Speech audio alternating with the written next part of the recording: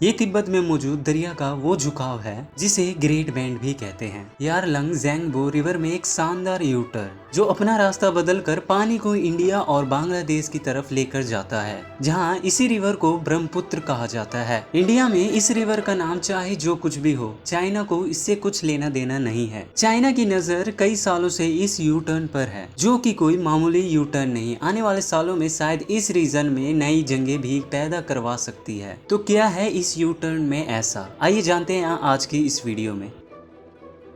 यारलंग ज़ेंगबो river का ये हिस्सा हिमालय के ऊंचे पहाड़ों से लिपटा हुआ है, जिसको यारलंग ज़ेंगबो ग्रैंड कैनियल भी कहते हैं। लंबाई में करीब ये 505 किलोमीटर तक फैली हुई है, जो एरिजोना के द ग्रैंड कैनियल से 50 किलोमीटर बड़ी है और इसकी गहराई करीब उससे 3 गुनी है। कैनियल दरअसल उस वादी को कहते हैं जिसके बीच से पानी गुजर रहा हो, और इस चीज का फायदा उठाते हुए चाइना ने दुनिया की सबसे बड़ी डैम बनाने का फैसला किया है, ठीक इस जगह पर जो दुनिया की सबसे रिमोट लोकेशन है। इस यू टर्न पर पिछले 20 सालों से चाइना की नजर है, और इसकी सबसे खास बात इसकी ढलान है, यानी स्लोप है। अगर यहाँ से देखा जाए तो दरिया 7000 मीटर ऊंचे पहाड़ों के साथ साथ होता हुआ एक यू टर्न बनाकर पहाड़ के दूसरे साइड से वापस आता है। मजे की बात तो ये है कि ठीक इस लोकेशन पर दरिया की ऊंचाई 2870 मीटर है, लेकिन यू टर्न करने के बाद ठीक इस जगह पर दरिया की ऊंचाई 870 मीटर रह जाती है। ये करीब 2000 मीटर की स्लोप बनाती है, यानी वही दरिया जो 2870 मीटर ऊपर बह रहा था, वही दरिया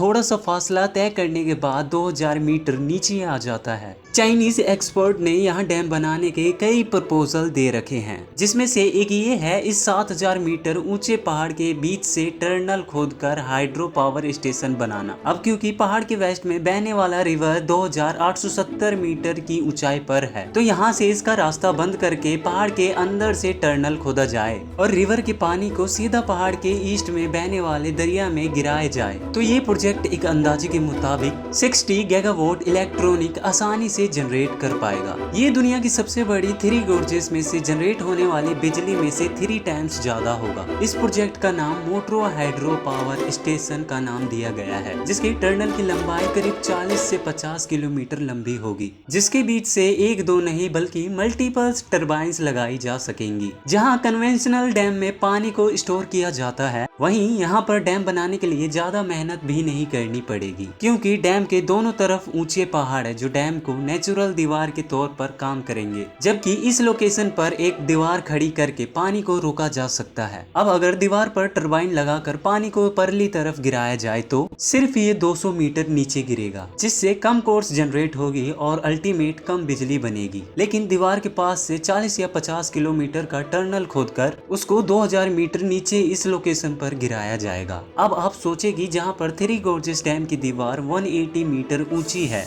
और वो अभी तक की सबसे ज्यादा बिजली जनरेट करने वाला डैम है, तो यहाँ तो पानी 2000 मीटर नीचे तक जाएगा। पर जहाँ पर इसके फायदे हैं वहीं ढेर सारे नुकसान भी है। एक्सपर्ट्स का ये मानना है कि चाइना को इस प्रोजेक्ट को बनाने के लिए काफी मुश्किलें आ सकती है। सबसे पहले तो ये जगह तिब्बत की रिमोट लोकेशन पर है, जहाँ पर अभी तक कोई प्रॉपर रोड नेटवर्क नहीं है। इस डैम को पहुँचाने के लिए मशीन कैसे पहुँचाई जाएगी, जिसमें क्रेज वगैरह पहुँचाना तो शायद इतना बड़ा मामला ना हो, लेकिन 6000 टन वजनी है और 150 मीटर लंबी टनल बोरिंग मशीन को इस लोकेशन पर कैसे पहुंचाया जाएगा। इस मशीन को पहाड़ों के बीच पहुंचाना इंजीनियर के लिए काफी मुश्किल टास्क हो सकता है। याद रहे, जितना बड़ा टनल यहाँ बोर किया जाएगा, उतना ही फ्रांस और यूक्रेन को आपस में जोड़ने के लिए भी बोर किया गया था, जिसको चैनल टनल कहा जाता है, और उसमें 6 साल का वक्त और 6 बिलियन पाउंड से ज्यादा का खर्च आया था, वो भी 1988 में। यानी आज की एस्टिमेट के मुताबिक अगर चाइना दुनिया का सबसे बड़ा हाइड्रो पावर स्टेशन बनाता है तो इसमें टनल खोदने में ही 30 से 40 बिलियन डॉलर का खर्च आ सकता है, जिसमें टरबाइंस का खर्चा शामिल नहीं है। और क्योंकि इस टनल से हजारों क्यूबिक मीटर पानी गुजरेगा, तो जाहिर है इसको मजबूत बनाने के लिए टनल की दीवारों को कंक्रीट और स्टील के मोल्ड से ढका भी जाएगा। ये सब तो उस कंडीशन में होगा जब सब चीज प्लान के मुताबिक चल रहा हो। लेकिन अगर आपको नहीं पता तो आपको बताते चले,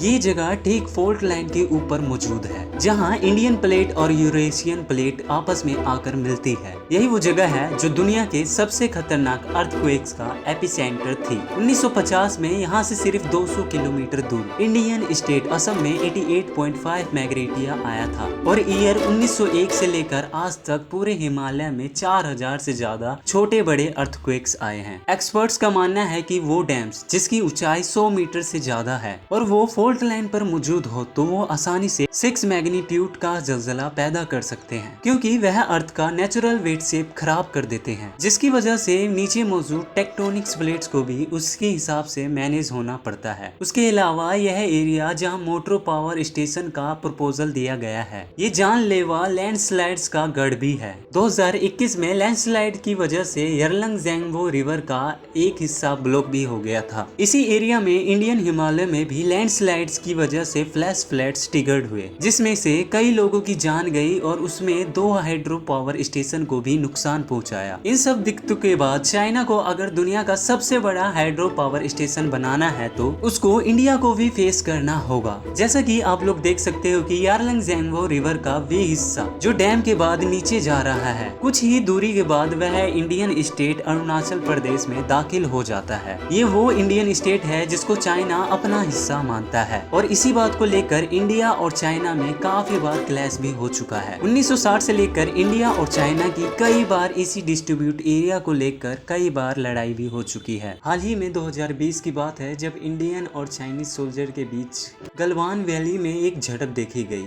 जिसकी वजह से एक जवान की मौत भी हुई। तो कहने का मकसद सिर्फ इतना है कि किसी भी रीजन में हालात काफी गंभीर है और ठीक डिस्ट्रीब्यूट बॉर्डर से 50 किलोमीटर दूर दुनिया का सबसे बड़ा डैम बनाना खतरे से खाली नहीं है, क्योंकि इंडिया और चाइना दोनों न्यूक्लियर पावर कंट्रीज है। यहाँ डैम बनाने की वजह से चाइना का इंडिया और बांग्लादेश में जाने वाला पानी पर भी फुल कंट्रोल हो सकता है, जो चाइना अपने हथियार के तौर पर भी इस्तेमाल कर सकता है। कुल मिलाकर बात यह है कि मोटरो हाइड्रो पावर स्टेशन न सिर्फ एनवायरमेंट के लिए खतरनाक है, बल्कि इस पूरे खित्ते में नई जंग का आगाज भी करा सकता है। तो फिर चाइना के लिए ये इतना ज्यादा जरूरी ही क्यों है? देखा जाए आबादी के हिसाब से तो चाइना दूसरा बड़ा कंट्री है, लेकिन इलेक्ट्रिसिटी के कंजक्शन में इसका पहला नंबर आता है। इंडिया जो चाइना से भी ज्यादा आबादी वाला देश है, जिसकी बिजली की खपत पर ईयर 14 लाख गीगावाट्स है, जबकि चाइना की 78 लाख गीगावाट्स है पर ईयर। इसकी मेन वजह चाइना में पाई जाने वाली फैक्ट्रीज है, यानी ये चाइना की बढ़ती हुई इकोनॉमी की रीढ़ की हड्डी है, जिसे चाइना किसी भी सूरत में कम नहीं कर सकता। पूरे कंट्री में 98,000 से भी ज्यादा डैम्स बना रखा है। इसके बावजूद भी अभी तक चाइना की 70% इलेक्ट्रिसिटी फॉसिल फ्यूल के जरिए क्रिएट होती है। चाइना का विजन है कि उनको 2060 तक कार्बन एमिशन पर कंट्रोल पाना है, कि जैसा कि आप लोग जानते हैं कि वो वक्त दूर नहीं जब दुनिया से फॉसिल फ्यूल का खात्मा हो जाएगा। तो 2060 तक चाइना ने अपनी डिपेंडेंसी फॉसिल फ्यूल पर से खत्म नहीं की तो वो अपना मकाम खो सकता है। मोटरो हाइड्रो पावर स्टेशन जो कि 60 गीगावाट्स इलेक्ट्रॉनिक जनरेट करेगा, वो चाइना के 78 लाख गीगावाट्स की खपत के सामने ऐसा ही है जैसे डूबते को तिनका का सहारा। एक्सपर्ट्स का ख्याल है कि अगर चाइना को फॉसिल फ्यूल पर से डिपेंडेंसी खत्म करनी है तो उनको डैम्स के साथ साथ दूसरे ग्रीन एनर्जी सोर्सेज पर भी काम करना होगा, तब जाकर वो अपनी डिमांड्स को पूरा कर पाएगा। और दोस्तों आज के लिए इतना ही। अगर वीडियो अच्छी लगी हो तो प्लीज आपसे रिक्वेस्ट है इस चैनल को सब्सक्राइब जरूर कर लेना और वीडियो को लाइक कर देना। मिलते हैं एक और नई वीडियो में, तब तक के लिए thanks for watching and stay safe.